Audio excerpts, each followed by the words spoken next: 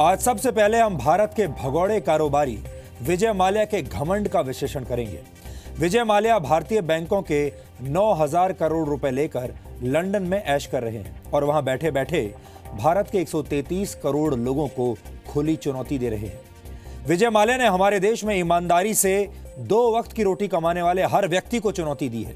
विजय माल्या का कहना है, आप अरबों पाउंड के सपने देखते रहिए, लेकिन आप बिना तथ्यों के कुछ भी साबित नहीं कर सकते। कितना आत्मविश्वास है।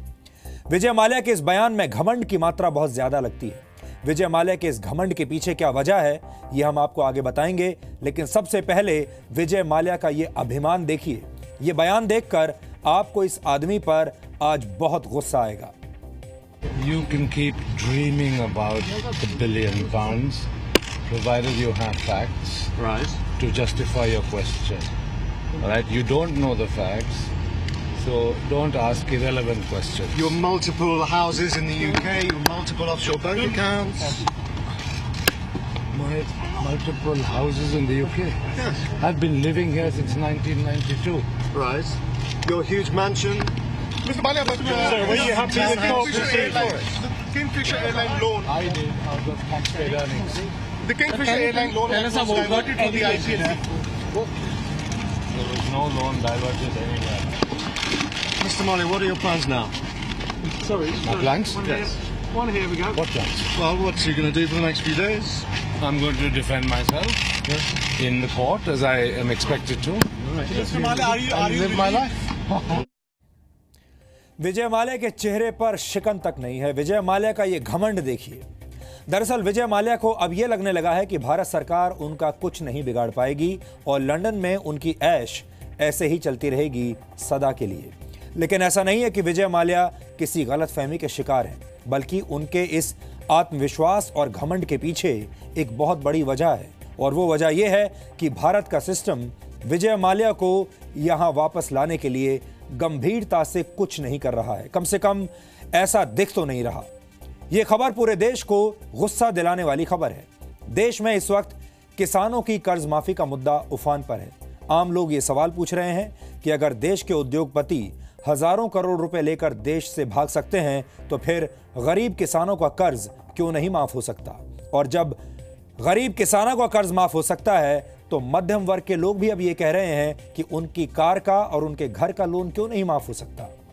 मध्य प्रदेश में अपना कर्ज माफ करने की मांग को लेकर आंदोलन कर रहे किसानों पर पुलिस गोलियां चलाती है, लेकिन विजय माल्या को भारत लाने के लिए कोई ठोस कदम नहीं उठाए जाते। लंदन के वेस्टमिंस्टर मजिस्ट्रेट्स कोर्ट में इन दिनों विजय माल्या के प्रत्यर्पण पर सुनवाई चल रही है। अदालत में भारत सरकार का प्रतिनिधित्व करने वाले वकील एरॉन वॉटकिंस ने कहा है कि विजय माल्या के खिलाफ भारत की तरफ से सबूत मिलने में अभी 3 से 4 हफ्तों का समय लग सकता है। इस पर जज ने मजाक उड़ाते हुए कहा कि क्या भारतीय लोग आमतौर पर इसी तत्परता के साथ प्रतिक्रिया देते हैं? जज ने कहा कि भारतीय पक्ष ने अभी तक 6 महीने लगा दिए हैं और पिछले 6 हफ्तों में इस केस को आगे बढ़ाने के लिए कोई सबूत नहीं मिला है। इसका मतलब यह है कि हमारे देश में भले ही विजय माल्या के लंदन भाग जाने को लेकर हंगामा मचा हो, लेकिन भारत का सिस्टम इसे लेकर गंभीर नहीं है। ऐसा नहीं है कि विजय माल्या हाल ही में भागकर लंदन गए हों। वो पिछले वर्ष मार्च के महीने से ही लंदन में है। विजय माल्या के देश छोड़कर भागने पर संसद में हंगामा हो चुका है।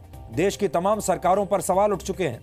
लंदन की अदालत में विजय माल्या के प्रत्यर्पण के खिलाफ कार्रवाई भी शुरू हो चुकी है, लेकिन भारतीय पक्ष ने विजय माल्या के खिलाफ सबूत उपलब्ध अभी तक नहीं करवाए हैं। अब यह भी समझ लीजिए कि सबूतों की यह देरी आगे चलकर कितनी भारी पड़ने वाली है। इस देरी का मतलब यह हुआ कि विजय माल्या को कम से कम अगले 1 वर्ष तक भारत में लाना अब संभव नहीं होगा, क्योंकि अब जज ने विजय माल्या के प्रत्यर्पण पर 2 हफ्ते की सुनवाई के लिए 4 दिसंबर की तारीख तय की है। सुनवाई कर रही जज का यह भी कहना है कि अगर भारत सरकार माल्या के खिलाफ सबूत उपलब्ध नहीं करवाती है, तो सुनवाई अगले वर्ष अप्रैल से पहले शुरू नहीं हो सकती। अब आप समझ गए होंगे कि विजय माल्या इतने घमंड में क्यों चूर हैं और एक भगोड़ा होने के बावजूद उनमें इतना आत्मविश्वास कहां से आ रहा है, उनके चेहरे पर मुस्कुराहट कैसे है। विजय माल्या को यह लग रहा है कि अब वो सुरक्षित हैं और कोई उनका कुछ नहीं बिगाड़ सकता। और विजय माल्या के मन में सुरक्षा की यही भावना भारत की, हम सब की, भारत के 133 करोड़ लोगों की जो ईमानदारी से अपनी रोजी रोटी कमाते हैं, उन सब की सबसे बड़ी हार है। एंगल बराबर करो ना।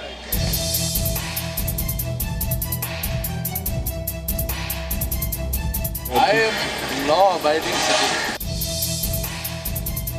Keep dreaming about the £1 billion.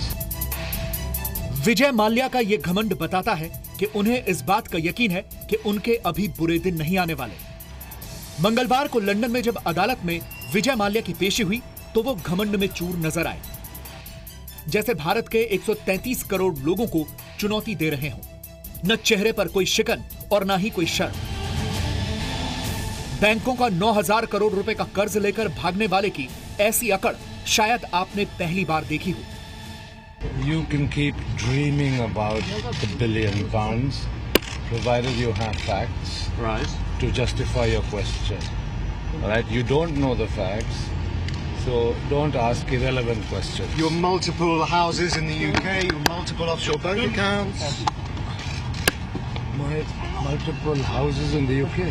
Yes. I've been living here since 1992. Right. Your huge mansion. Mr. Malia, but Sir, were you happy with your Kingfisher Airlines, the Kingfisher Airline loan. I did out of taxpayer earnings. The Kingfisher Airline loan was diverted to the ICNC.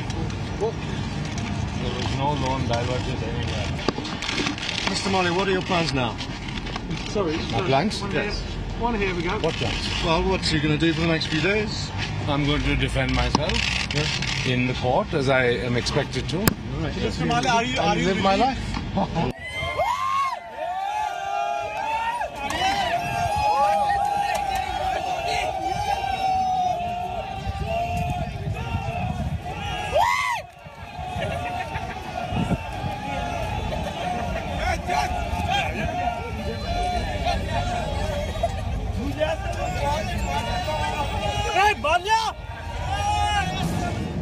आपको याद होगा जब भारत और दक्षिण Africa के बीच champions trophy का match देखने के लिए विजय माल्या पहुंचे थे तो ऐसी हूटिंग हुई थी।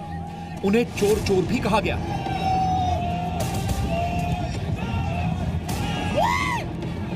इस पर जब विजय माल्या से सवाल पूछा गया तो वो मीडिया को ही नसीहत देने लगे। Well, that episode at the Oval the other day when you were called a thief by I many certainly was not called a thief. people. Right. I have Well, we video heard. evidence. You may have heard it. Did you? Were you there? Yes, I was. You were. Yes. And yes. And two people in a drunken state started yelling. Right. Okay? But you didn't see the several others who came and wished me well. That's your problem. वैसे ये पहली बार नहीं है जब विजय माल्या ने media को नसीहत दी हो। वो जब भारत में थे तब भी अक्सर मीडिया को कोसने का कोई मौका नहीं छोड़ते थे। Will you make a small comment about the order? Nothing to comment. You were there. So, but yeah, I was just listening. But sir, So listen. what is going to be your plan now? Nothing, my dear friend. I don't talk to media. You are not the judge. The honorable judge is there. Okay, thank you, sir. Thank you.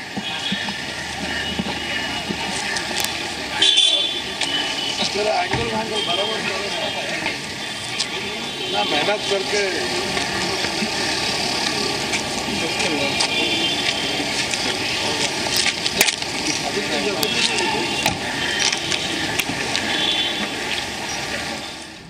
दरअसल विजय माल्या के प्रत्यर्पण पर London की अदालत में सुनवाई चल रही है, जिसमें भारत सरकार भी अपना पक्ष रख रही है।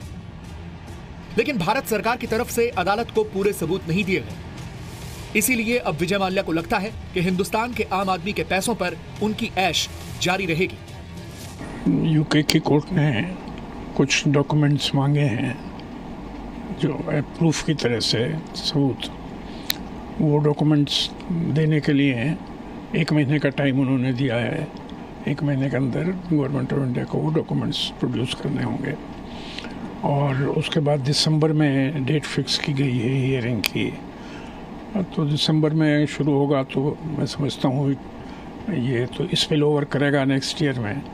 तो हम सोच सकते हैं कि अगले साल में किसी समय निर्णय आ सकना चाहिए। मुझे लगता है जिस हिसाब से विजय माल्या जी कल बात कर रहे थे मीडिया के साथ और जो एरोगेंस दिखा रहे थे, उससे मैं समझता हूँ ये समझ रहे हैं कि शायद उनको कोई हाथ नहीं लगा सकता है।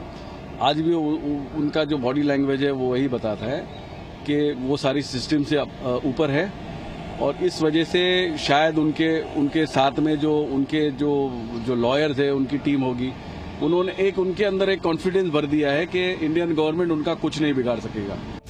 विजय माल्या को हजारों करोड़ रुपए का कर्ज देने से लेकर उन्हें विदेश भागने में मदद करने तक भारत की कई एजेंसियों का हाथ रहा है।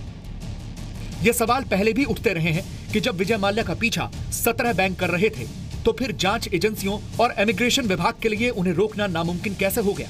9,000 करोड़ रुपए का कर्ज न चुकाने वाले विजय माल्या को देश से बाहर जाने देना लैक ऑफ कोऑर्डिनेशन यानी समन्वय की कमी का नतीजा था, या फिर ये एक कोऑर्डिनेटेड एफर्ट यानी मिलजुल कर की गई साजिश थी।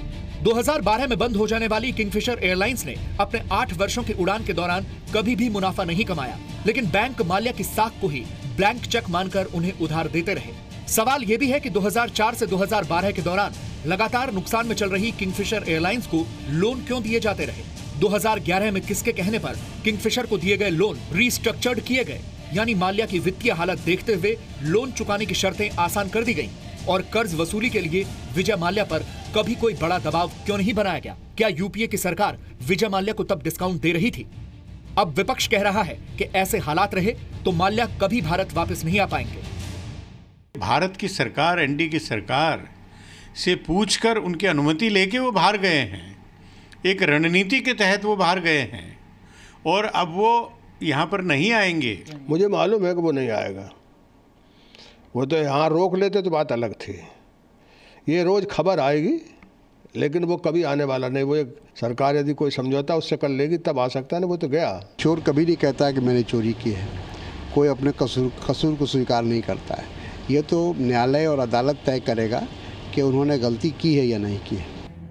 सरकार जब देश से भागे अमीर उद्योगपतियों के साथ ऐसा व्यवहार करती है तो फिर किसानों का अपना कर्ज माफ करने की मांग करना लाजमी है। हमारे देश में हर वर्ष कर्ज में डूबे हजारों किसान खुदकुशी करते हैं, लेकिन इसी देश में कर्ज में डूबे उद्योगपति आराम और सुकून की जिंदगी जीते हैं, फिर चाहे उन पर हजारों करोड़ रुपए का कर्ज ही क्यों न हो। ब्यूरो रिपोर्ट, जी मीडिया। एक पुरानी कहावत है, कर्ज लेकर घी पीना। इसका मतलब होता है उधार के पैसे पर ऐशो आराम की जिंदगी बिताना। यह कहावत विजय माल्या पर बिल्कुल फिट बैठती है। विजय माल्या बैंकों के करीब 9,000 करोड़ रुपए के कर्जदार हैं और लंदन में बैठकर ऐशो आराम की जिंदगी बिता रहे हैं, वो भी पूरी बेशर्मी के साथ। यहां आपको यह बताना भी जरूरी है कि विजय माल्या ने 9,000 करोड़ रुपए की जो रकम सरकारी बैंकों को वापस नहीं की, वो आम आदमी की जेब से ही गई है। इन दिनों हमारे देश में किसानों की कर्ज माफी का मुद्दा चल रहा है। मध्य प्रदेश की बात की जाए तो यहां किसानों ने जिला सहकारी बैंकों से ही 25,000 करोड़ रुपए का कर्ज लिया हुआ है। अगर विजय माल्या से 9,000 करोड़ रुपए वसूल लिए जाएं तो इन किसानों का 1/3 कर्ज माफ हो जाएगा। महाराष्ट्र में भी किसानों पर 30,000 करोड़ रुपए का कर्ज है। 9,000 करोड़ रुपए से यहां के भी लगभग 1/3 किसानों का कर्ज माफ हो सकता है। इस पैसे से पंजाब के करीब सभी किसानों का कर्ज माफ हो सकता है, क्योंकि पंजाब के किसानों पर 9,845 करोड़ रुपए का कर्ज है। यह रकम इतनी बड़ी है कि आपकी और हमारी जिंदगी में कई बड़े बदलाव ला सकती थी। 9,000 करोड़ रुपए में 10,000 रुपए प्रति शौचालय की लागत वाले 90 लाख शौचालय तैयार किए जा सकते थे। इतना ही नहीं, इस रकम से 200 बिस्तर वाले 45 नए अस्पताल खोले जा सकते थे। इतना बड़ा एक अस्पताल बनाने में करीब 200 करोड़ रुपए का खर्च आता है। 9,000 करोड़ रुपए में 2 लेन वाली 2,000 किलोमीटर लंबी सड़क बिछाई जा सकती थी। पिछले वर्ष भारत के स्वच्छ भारत अभियान के 1 साल का बजट भी 9,000 करोड़ रुपए था। यानी इन 9,000 करोड़ रुपयों से 1 साल तक स्वच्छ भारत अभियान भी चलाया जा सकता था। ऐसा नहीं है कि विजय माल्या अचानक से कंगाल हो गए हों। विजय माल्या का एक बड़ा बिजनेस किंगफिशर एयरलाइंस का था। उन्होंने करीब 8 वर्षों तक किंगफिशर एयरलाइंस चलाई और इन 8 वर्षों में उनकी एयरलाइंस ने एक बार भी मुनाफा नहीं कमाया, ये घाटे में रही। लेकिन इसके बावजूद बैंक उन्हें लगातार दिल खोलकर कर्ज देते रहे। अमीरों के प्रति बैंकों की आर्ट ऑफ गिविंग यानी पैसा देने की कला का ही नतीजा है कि विजय माल्या अपने ऊपर किसी बड़ी कार्रवाई होने से पहले ही देश से बाहर चले गए। वैसे अमीरों को कर्ज देने में हमारे देश के बैंकों ने मेहरबानी सिर्फ विजय माल्या पर ही नहीं की, और लोगों पर भी बहुत मेहरबानी हुई है। इसीलिए इन बैंकों की भी जांच होनी चाहिए। इन बैंकों के जो वरिष्ठ अधिकारी हैं, जो लोग दिल खोलकर ऐसे भ्रष्ट उद्योगपतियों को कर्जा देते हैं, उनकी भी जांच होनी चाहिए और उन्हें भी सजा दी जानी चाहिए। आपको जानकर हैरानी होगी कि हमारे देश के बैंकों का एनपीए यानी नॉन परफॉर्मिंग एसेट 7,11,000 करोड़ रुपए का हो चुका है। यह हमारे देश के कुल बजट का 1/3 हिस्सा है, क्योंकि इस वर्ष भारत का बजट 21,47,000 करोड़ रुपए का है। इसमें से 6,19,000 करोड़ रुपए का कर्ज तो सार्वजनिक क्षेत्र के बैंकों यानी सरकारी बैंकों का है।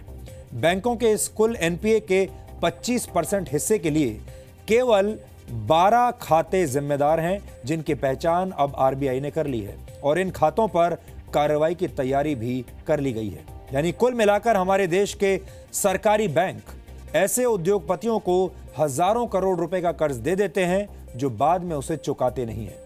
कौन कहता है कि भारत एक गरीब देश है? असलियत में भारत एक गरीब देश नहीं है। हमारे पास बहुत पैसा है। हमारे देश में पैसे की कोई कमी नहीं, बल्कि भारत में अब नियत की कमी होती जा रही है। भारत का पैसा गलत हाथों में जा रहा है और हमारा सिस्टम इसके बारे में कुछ नहीं कर पा रहा। इसीलिए भारत दूर से देखने में गरीब देश दिखता है।